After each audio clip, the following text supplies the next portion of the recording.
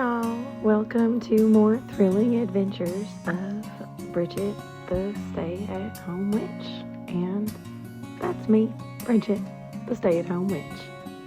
These adventures might not be quite as thrilling as the title would allude. I am more of just this country fried hippie witchy mama who lives somewhere off in the Oklahoma hills in a little old cottage that is 105 years old, but don't worry, she's still got a lot of life left in her. She is sassy.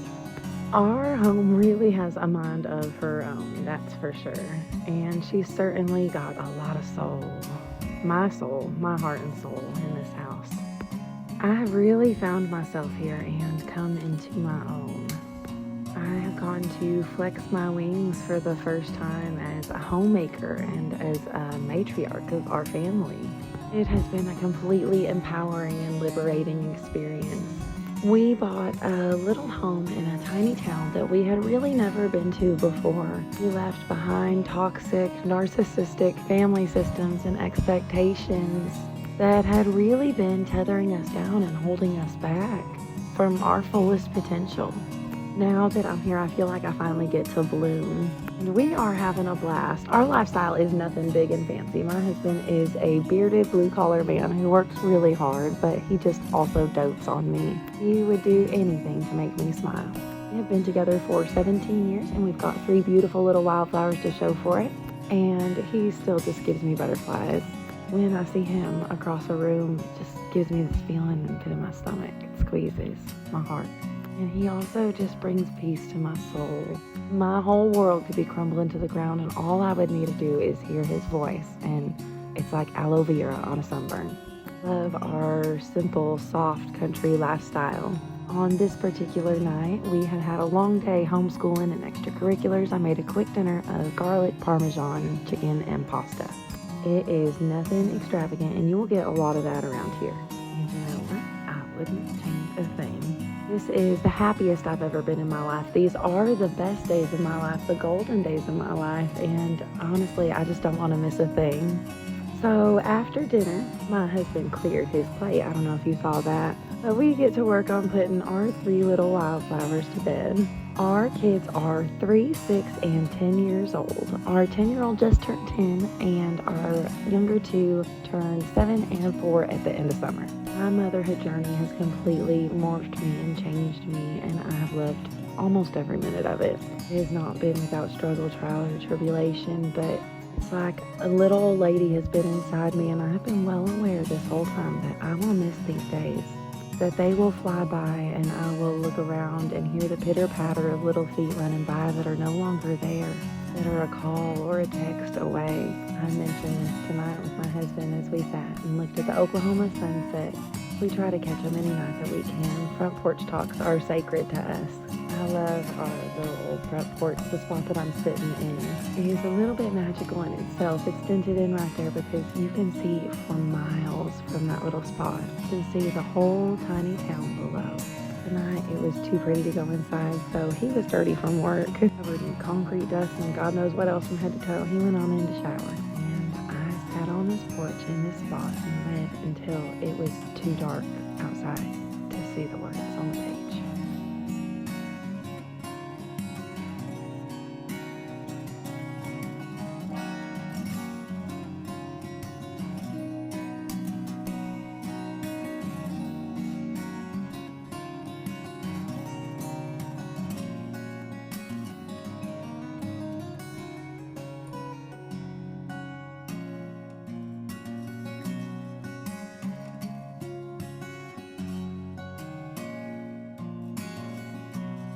And now it is time to head on back inside our little country cottage, where I spend some one-on-one quality time with my husband. There is a reason we have 3 kids.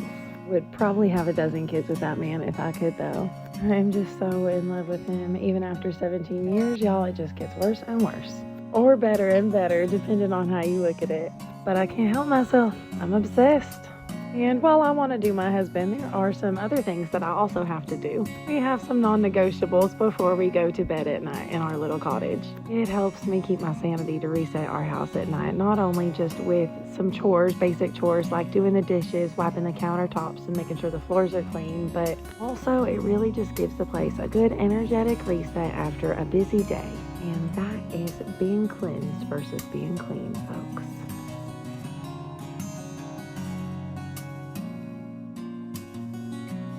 My own bedtime routine is not nearly as extravagant as my children's, but I usually try to take a shower too on a good night. And by shower, I do mean bubble bath because I actually don't really like showers. I'm more of a bath kind of girl. It takes about the same amount of time, and if you ask me, it's just a way better overall experience. How to do the whole self-maintenance, because I think this is self-maintenance and there's a difference in self-maintenance and self-care.